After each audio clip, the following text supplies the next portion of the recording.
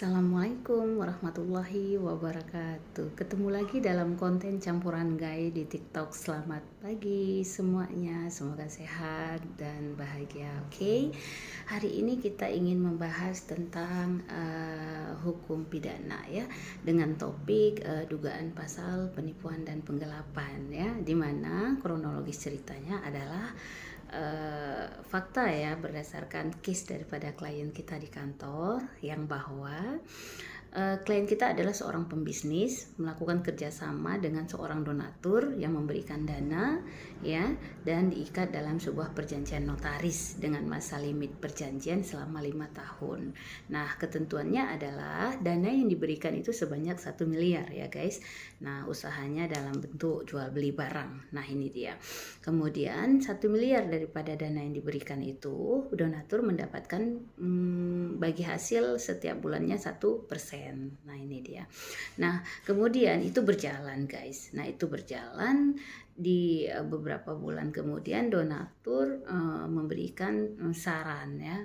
Saran dan berikut ya bisa dikatakan perintah untuk supaya klien kita ini menutup pinjaman-pinjaman kecil di tempat yang lain. Nah, karena sebelum diberikan modal usaha ini, klien kita juga memang usahanya udah jalan guys ya, cuman lagi dengan modal yang terbatas. Nah, mengingat donatur ini sudah memberikan modal besar yang sifatnya tambahan untuk memenuhi barang-barang jualannya, jadi donatur memberikan perintah supaya pengusaha ini atau klien kita ini menutup pinjaman dana-dana kecil yang di sana. Tujuan dia adalah supaya pembagian hasil setiap bulan itu tidak lagi bercabang guys, jadi masuknya ke donatur tersebut gitu. Jadi karena klien ini ataupun pengusaha ini berpikir kalau dia tetap menjalankan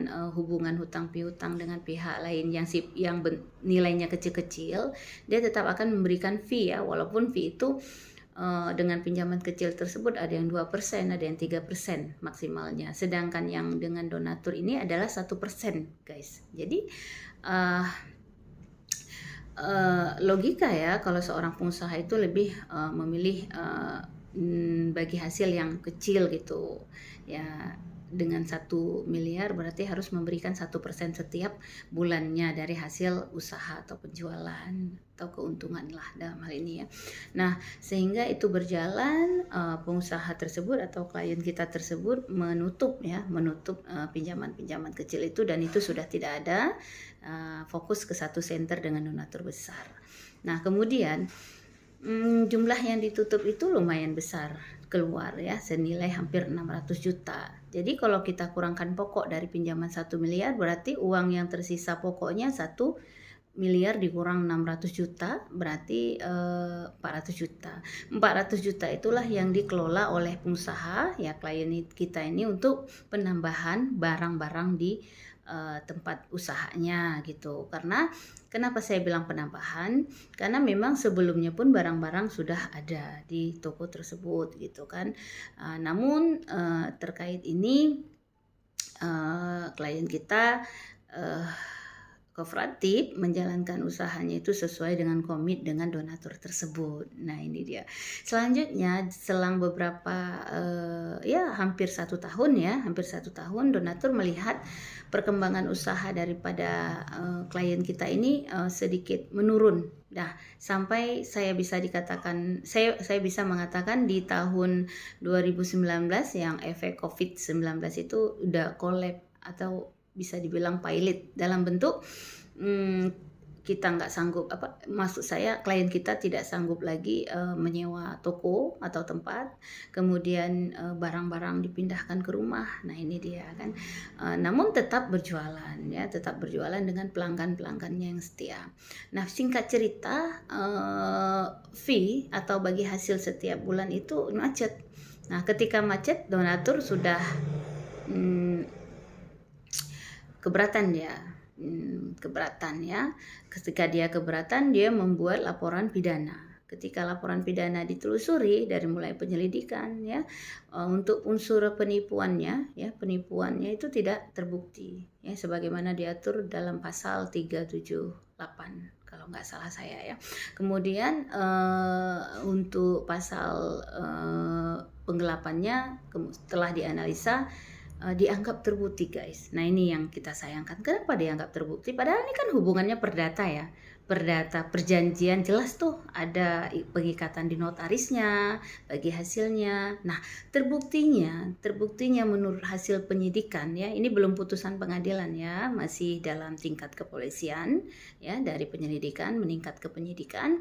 Dalam hal ini bahwa klien kita itu dinyatakan terbukti. Nah, maksudnya telah memenuhi unsur dalam hal ini ya, telah memenuhi unsur 2 alat bukti yang mana bahwa di mana diduga terbukti pada saat uang terdebet dengan nilai mencapai 600 juta itu ya, untuk menutupin pada pihak-pihak donatur ataupun yang memberikan pinjaman kecil.